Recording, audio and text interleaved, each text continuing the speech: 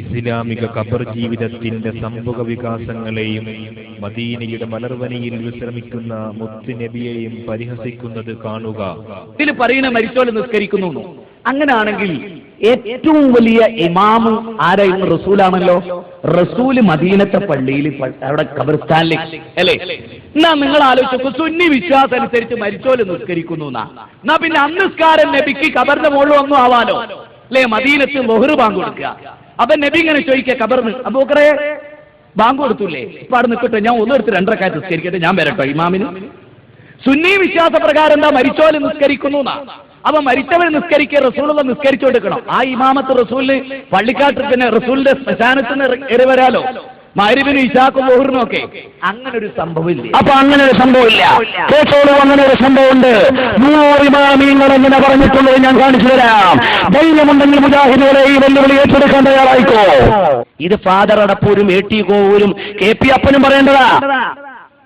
ഇവിടെയുള്ള യുക്തിവാദികൾ ലെനിന്റെയും മാർക്സിന്റെയും എംഗൽസിന്റെയും ചിന്തകൾ പഠിച്ച് ലെനിനിസ്റ്റ് ദർശനങ്ങളും കമ്മ്യൂണിസ്റ്റ് മാനിഫെസ്റ്റോയും എഴുതിയവർ പറയേണ്ടതാ. ഇമാമുകൾ ഖബറിൽ ജീവിക്കുന്നു. നബി സല്ലല്ലാഹു അലൈഹി വസല്ലം തങ്ങൾ പറയുന്നു, റഅയ്തു മൂസാ ഖായിമൻ യുസല്ലി ഫീ ഖബരിഹി, ഞാൻ മൂസാ നബിയെ കണ്ടു, ഖായിമൻ യുസല്ലി ഫീ ഖബരിഹി, ഖബറിൽ നിസ്കരിക്കുന്നത് ഞാൻ കണ്ടു. ആരാ പറഞ്ഞത്? നബി സല്ലല്ലാഹു അലൈഹി വസല്ലം. ഇമാം സയ്യൂത്തി തങ്ങൾ പറയുന്നു, സാബിത്തുൽ ബുന്നാനിയെ ഖബറിറക്കി, എന്നവരെ ഞാൻ ഖബറിൽ കടത്തി വെച്ചു, അവിടുത്തെ പള്ളക്കുഴിയിൽ. എന്നവരെന്റെ കൂടെയുണ്ട്.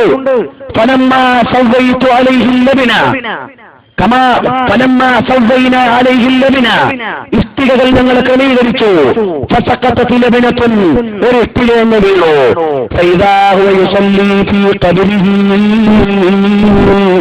അവിടുന്ന് ഖബറിൽ നിസ്കരിക്കുന്നു.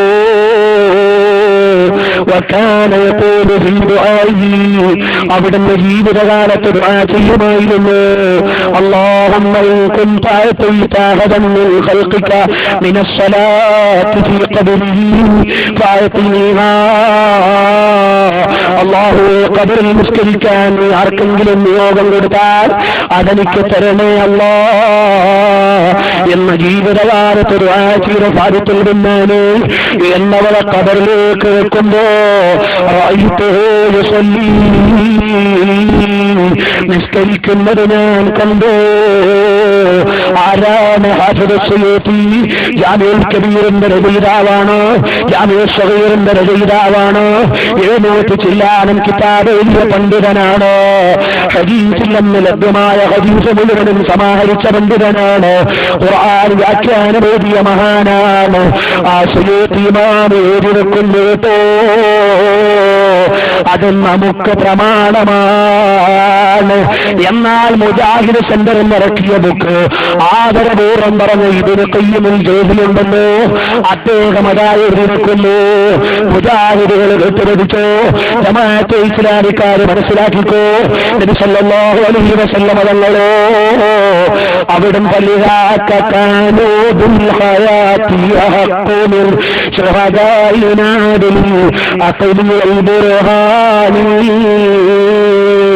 നിങ്ങളുടെ നേതാവ് ഇബ്നു ഖയ്യിമുൽ ജൗസി അദ്ദേഹത്തിന്റെ മോനിയിലെഴുതിയതാണ്. ഇസ്ലാമിനെയും ഇസ്ലാമിന്റെ പ്രവാചകരെയും പരിഹസിക്കുന്ന വഹാബികൾ പ്രവാചകന്മാർ വിശ്രമിക്കുന്ന മക്ബറകളെ ശവകുടീരങ്ങളാക്കുകയാണ്.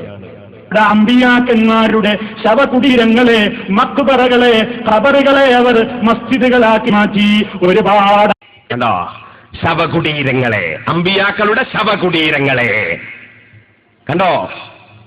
അമ്പിയാക്കളെ സംബന്ധിച്ച് പറഞ്ഞ വാചകമാണത്, ശവകുടീരം. നിങ്ങൾ ഓർക്കണം, എന്റെ രക്ഷിതാക്കളെ, നിങ്ങളെ മക്കളെ നിങ്ങൾ കൊണ്ടുപോയി ജമാഅത്ത് ഇസ്ലാമിയുടെ മുജാഹിദിന്റെ സ്ഥാപനത്തിൽ കൊണ്ടുപോയി ചേർക്കുമ്പോൾ നിങ്ങൾ തൊന്നു വരാനാ? സെലഫിയൊക്കെ ഷാർജയിലെത്തിയില്ലേ? ശമ്പളം കിട്ടുന്നില്ലേ? അമ്പിയാക്കളുടെ ശവകുടീരം എന്ന് പറയുന്ന സ്ഥാനത്തേക്ക് നിങ്ങളെ നാട്ടുകാരൻ അതപ്പതിച്ചു പോയത് പണം കിട്ടിയിട്ടെന്താ സുഹൃത്തേ? ഈമാനോടെ മരിക്കണ്ടേ, അമ്പിയാക്കളെ കാണണ്ടേ, അവരുടെ ശഫാഅത്ത് ലഭിക്കണ്ടേ.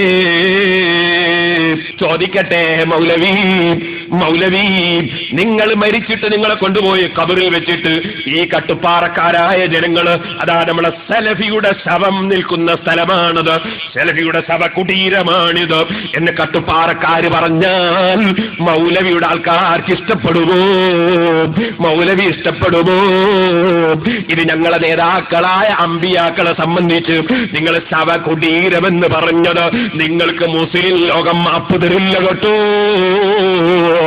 കേരള നജവത്തുൽ മുജാഹിദിന് സൗദിയുടെ ഭരണം കിട്ടിയാൽ രണ്ടാമത്തെ ദിവസം വിശ്വാസികൾ ആദരപൂർവം മനസ്സിലേറ്റുന്ന മദീനയിലെ പച്ചക്കുബ്ബ അടിച്ചു പൊളിക്കുമെന്ന് ആഹ്വാനം നടത്തിയത് പാശ്ചാത്യൻ സാമ്രാജ്യത്വ ശക്തികളോ സവർണവർഗീയ ഫാസിസ്റ്റുകളോ അല്ല, ഇസ്ലാമിന്റെ മൊത്തക്കുത്തക അവകാശപ്പെടുന്ന വഹാബി വർഗമാണ്.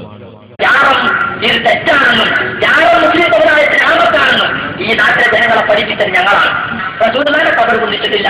ഖബറിന്റെ ചുറ്റുമുള്ള വീട് ഓടി വിളിപ്പിക്കലും അതിന്റെ മേലത്തെ ആളുകൾ പച്ചക്കൊക്കെ കൊണ്ടൊക്കെ ചെയ്തിട്ടുണ്ട്. അത് പൊളിച്ചു കളയാൻ സൗദി ഗവൺമെന്റിന് ധൈര്യമില്ലാന്ന് മാത്രം.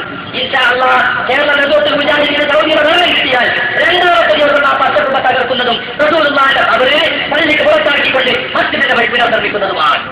യാതൊരു സംശയവും വേണ്ട. മഹാനായ മുഹമ്മദ് റസൂലുള്ളാഹി സ്വല്ലല്ലാഹു അലൈഹി വസല്ലം തങ്ങളുടെ ഖബറിന് മുകളിൽ സ്ഥാപിക്കപ്പെട്ടിരിക്കുന്ന മനോഹരമായ പച്ചക്കുബ്ബ ഇന്നലെ സ്ഥാപിച്ചതാണോ? ഇന്ന് സ്ഥാപിച്ചതാണോ? നൂറ്റാണ്ടുകളുടെ പഴക്കമില്ലേ സുഹൃത്തുക്കളെ? ആ നൂറ്റാണ്ടുകളുടെ പഴക്കമുള്ള മനോഹരമായ ആ പച്ചക്കുബ്ബ ലോകത്തുള്ള മുസ്ലിമീങ്ങളെല്ലാവരും അത് നോക്കി നിൽക്കണമെന്ന് ആഗ്രഹിക്കുന്നവരാണ്. ആ കുബ്ബയിലേക്ക് മതിവരുവോളം നോക്കി നിൽക്കണമെന്ന് കൊതിക്കാത്ത മുസ്ലിമില്ല. ആ കുബ്ബയിലേക്ക് നോക്കി റസൂലുള്ളാഹിനോട് ഒരു സലാം പറയണമെന്ന് ആഗ്രഹിക്കാത്ത മുസ്ലിമില്ല. ഈ കുബ്ബ നിർമ്മിച്ചിട്ട് നൂറ്റാണ്ടുകൾ പിന്നിട്ടു സുഹൃത്തുക്കളെ. ആ കുബ്ബയുടെ ഓരത്ത് ലോകത്തിന്റെ എല്ലാ ഭാഗത്തു നിന്നുമുള്ള പണ്ഡിതന്മാര് പോയിട്ടുണ്ട്, ഇപ്പൊ പോയിക്കൊണ്ടിരിക്കുന്നുണ്ട്. ഇല്ലേ? കേരളത്തിൽ നിന്ന് കെ എം മൗലവി പോയിട്ടില്ലേ? മുജാഹിദ് പ്രസ്ഥാനത്തിന്റെ സ്ഥാപകന്മാർ അവിടെ പോയിട്ടില്ലേ? ജമാഅത്തെ ഇസ്ലാമിയുടെ സ്ഥാപകന്മാര് പോയിട്ടില്ലേ? കേരളത്തിൽ 1400 കൊല്ലത്തോളം ജീവിച്ച മുസ്ലിം പണ്ഡിതന്മാർ പോയിട്ടില്ലേ? ലോകത്തിന്റെ വിവിധ ഭാഗങ്ങളിൽ നിന്ന് പണ്ഡിതന്മാർ പോയിട്ടില്ലേ? പോയിക്കൊണ്ടിരിക്കുന്നില്ലേ? ഏതെങ്കിലും ഒരു പണ്ഡിതൻ അല്ലാഹുവിന്റെ റസൂലിന്റെ ഈ ഖബറിന്റെ മുകളിൽ സ്ഥാപിക്കപ്പെട്ടിരിക്കുന്ന മനോഹരമായ പച്ചക്കുബ്ബ ഇത് വിദഅത്താണ്, അനാചാരമാണ്, അന്ധവിശ്വാസത്തിന്റെ ഭാഗമാണ്, അതുകൊണ്ട് തട്ടിതെറപ്പാക്കണം, പൊളിച്ചു കളയണമെന്ന് ഈ സക്കരിയ സലാഹി എന്ന വൃത്തികെട്ട മനുഷ്യൻ ലോകത്ത് കേരളത്തിൽ വരുന്നതിന് മുമ്പ് സഹോദരങ്ങളെ ഇദ്ദേഹത്തിന്റെ തന്നെ പ്രസ്ഥാനമോ ആ പ്രസ്ഥാനത്തിന്റെ നേതാക്കന്മാരോ ലോകത്തൊട്ടുക്കുമുള്ള മുസ്ലിമീങ്ങളിൽ ഒട്ടുവളരെ പണ്ഡിതന്മാരുണ്ടായിട്ട് ഏതെങ്കിലും ഒരു പണ്ഡിതനോ അല്ലാഹുവിന്റെ റസൂലിന്റെ ഖബർ ശരീഫിന്റെ മുകളിൽ സ്ഥാപിക്കപ്പെട്ട കുബ്ബ തകർത്ത് കളയണമെന്ന് പറഞ്ഞിട്ടുണ്ടോ സുഹൃത്തുക്കളെ? ഇല്ലെങ്കിൽ ആ മനോഹരമായ പച്ചക്കുബ്ബ തകർക്കണമെന്നും അത് പൊളിച്ചു മാറ്റണമെന്നും സൗദി ഗവൺമെന്റിന് അതിന് ധൈര്യമില്ലെന്നും ഞങ്ങൾക്ക് അധികാരം കിട്ടിയാൽ രണ്ടാമത്തെ ദിവസം ആ കുബ്ബ തകർക്കുക എന്ന പ്രവർത്തനമായിരിക്കും ഞങ്ങൾ നിർവഹിക്കുക എന്നും മലയാളക്കരയിൽ വെച്ച് പ്രസംഗിക്കുന്ന ഈ മൗലവിയുടെ പ്രസ്ഥാനത്തിൽ ചേർന്നുകൊണ്ട് സ്വർഗത്തിലെത്താമെന്ന് നിങ്ങൾ വിചാരിക്കുന്നുണ്ടോ സുഹൃത്തുക്കളെ?